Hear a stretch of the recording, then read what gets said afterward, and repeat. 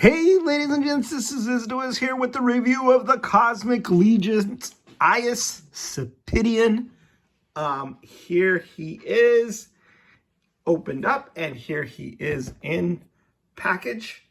I really like this new packaging by Nate Barch. I love the fact that they use this digital render of that Eric Treadaway put together on the package. It gives it kind of a ghostly sort of holographic effect. I love everything about it. I love the logo. I like this guy's name. I like this, alphabet that they put together. These transmission stripes. I like the cross cell in the back, letting us know what other figures are out there for purchase. And Aius Cyppiteon, here he is, the bio. So this is the Havalkatar Book 2 Grave Knight bio. So you can go ahead and pause that and read it on your own. I will read the Aius Cyppiteon bio because I have, some listeners who are sight impaired, and they say that they really appreciate that. So that's why I try to do that. It says Aius Cyppiteon. A common misconception is that the Greyborn are named for the appearance of their skin. In actuality, this name comes from their mind's ability to access a transcendental state referred to as the midway or the gray. These abilities have granted the Greyborn roles in the higher echelons of Cosmarium's intellectual circles, as well as the chance to create an information network spanning the rings that is known as the maze, the meshed assemblage of zonal enlightenment. While many Greyborn are thought to be purely analytical and devoid of emotion, there are notable exceptions, including Aius Cyppiteon. Using the maze to discover pervasive injustices within the rings of Cosmarium, Aius planned to weaponize this information. These actions are exactly what landed him in Havalkatar. Aius's analytical prowess has proven to be a valuable tool in the prison fighting pit known as the Grave, allowing him to best opponents possessing twice his size and strength. The Greyborn's wisdom has also been a key element to his mentorship of newer combatants, including Oleg Thygar. So obviously Aius is a character who's quite important if he's mentoring Oleg Thygar, who is, I believe, the main protagonist in the Cosmic Legion's world, as far as what we've been introduced to so far. And I really love this guy. I like the nobility, the empathy in his face. I think the bio talks about most of his kind being more analytical and less emotional, and I can see that because he looks like he's got, that higher level analytical intellect. But at the same time, just looking at his shiny black eyes, and I don't know, just the way his mouth is pursed and positioned, the little wrinkles on his brow, he seems to sort of radiate, something other than just a indifferent analytical mask. He's got like a nobility and an empathy, and I think that is a real testament to the Four Horsemen, and specifically to Eric Treadaway and his ability to give these characters just so much, character. You can see he's got some battle scars here on the side of the head, which to me, it seems like he would be a reluctant warrior. He can, fight. He's got this staff here, right? And he can fight in the prison, but it's something that he does, because he has to survive, right? Not because he takes any joy in it. And he's not exactly a violent prisoner. He's more of a political prisoner because he wanted to share information and fight injustice. So in that way, I can very much relate to him. He has the cosmic key around his neck, is a cool little touch with a a piece of brown thread, and that cosmic key is similar, although not identical, to the cosmic key that I received. I think this was probably with one of the all-ins, or it says Cosmic Legions Launch 0910 of, what was that? P1, is that what this is? 01. I don't know. Sorry, guys, my eyes are old, and but anyway, you get it. We got a cosmic key, and he has a cosmic key, and I think that's a cool element. I want to know what role it plays in the story. Other thing I have to say about this guy here is that there was a mistake. This was the first time that the Chinese factory has actually made a mistake in any of my figures that I can remember. It gave him 2 right pauldrons, and as he's pictured in the digital render, he's got a left pauldron on, so I just swapped it. So he's only wearing 1 pauldron, he's got 2 right pauldrons, and I swapped his belt so that he's kind of the mirror image of the other one. So I got 2 Aiuses, so I can have one with the left pauldron on and one with the right pauldron on if I want to army build a little bit. But yeah, I got 2 right pauldrons. I don't know what happened at the factory. Somebody had an off day. The little pauldron has an R on it so that people don't get them confused, because I can see, man, if I worked there, I'd be confusing things all the time. But yeah, unfortunately, 2 right pauldrons, no left pauldron. So it's fine. I actually am going to use one of these guys. I saw somebody put a Cabal t-shirt on theirs, and I thought it was really cool.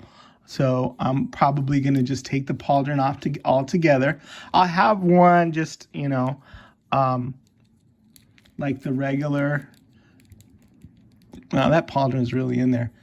But anyway, what I'll probably do is I'll probably take the pauldron off, and I'll put the Cabal shirt on one, and then I'll have the other one configured, because I'm assuming the next one's going to have the right and left pauldron as well, configured correctly. So, because I thought Aius looked really cool wearing a Cabal t-shirt. If they're in the future, we can assume that it's not an anachronism. And I just thought he looked cool wearing a t-shirt. I don't know. There's something about something so alien and out of the ordinary, and then something so commonplace and banal as a t-shirt, and having him wearing that is kind of cool.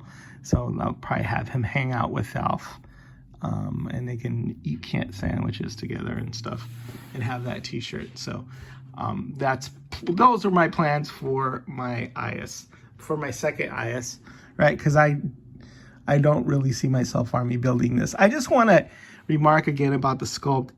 Man, the skin texture on this is really amazing on the whole body, and it's an alien skin texture. I don't know how to describe it. It's like it's not like human skin. It's not entirely smooth. And I don't know if you can see the details, but there's kind of pits and just something that just makes it look like it's really other, it's really alien. There's another scar back on the forehead, and since Eric Treadaway has switched to digital sculpting, he's been able to include all kinds of incredible details. Look at the veins on the side of that head. Look at how interesting the ear is, how alien, but then at the same time, it's iconic because, gray aliens are very iconic. They've been haunting our dreams and probing our butts for a long time. So this take is immediately familiar and iconic, but then at the same time, cool, new, and I love the soft goods on here. I love this loincloth. It's got the same sort of scaly pattern that exists on the pauldron. Ironically, this right pauldron is the wrong pauldron, but I like that scaly sort of insectoid, also very alien pattern. What else?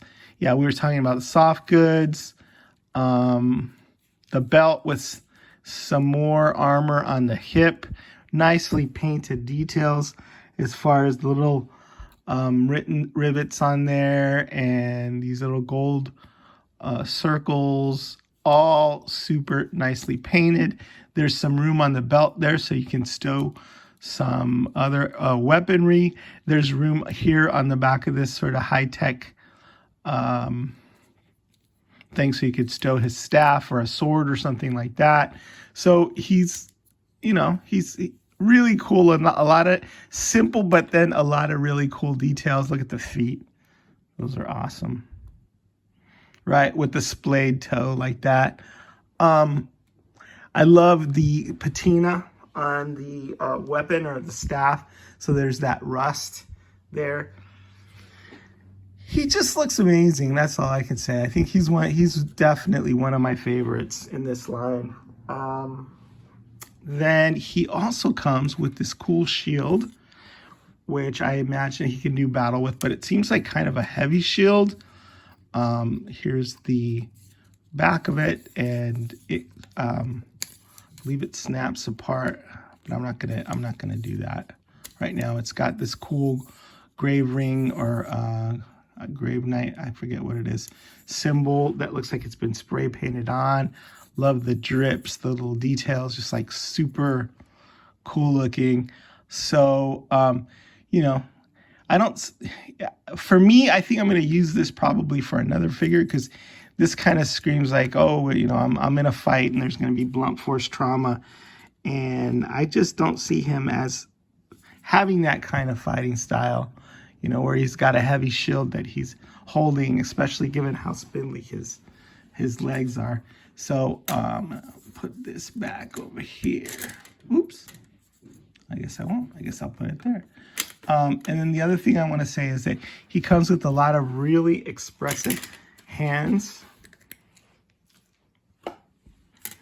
Shield does not want to cooperate. Okay. So 1, 2, 3, 4, 5, 6 extra hands in addition to the 2 that come on the figure. He's got like a sort of a hand that he could use to hold a weapon with the trigger finger, sort of, if he wants to blast. I love how long the fingers are, all the veins. And again, I can't say enough about the skin texture. Also love the subtlety of the paint, where there seems to be some sort of, spray on it.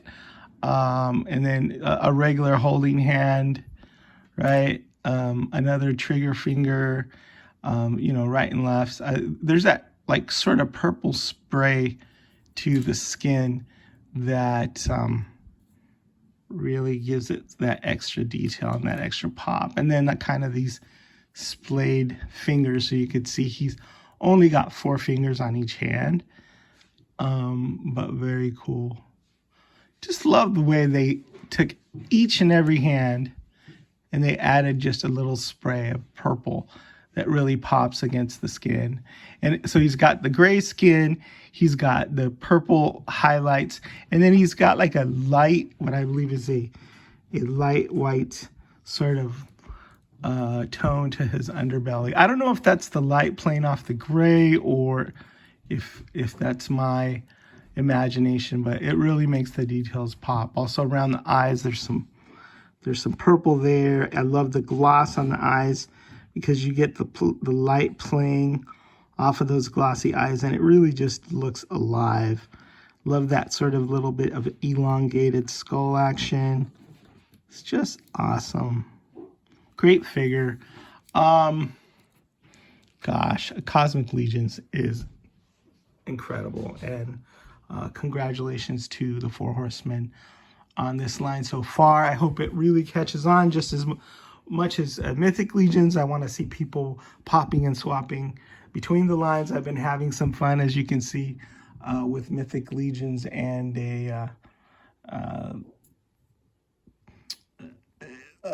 a pop and swap there. Slog has been my favorite so far, but you know, recency bias, so Aius is right now one of my favorites. And then popping swapping between a McFarlane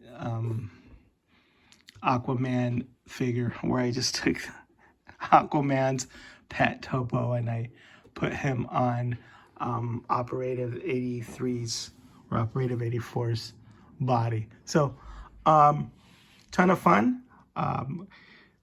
Grab these figures. I think there's still some available. If not from the Four Horsemen, then you can go to your local retailers and pick them up. You won't be disappointed. All right, Is the Wiz signing out.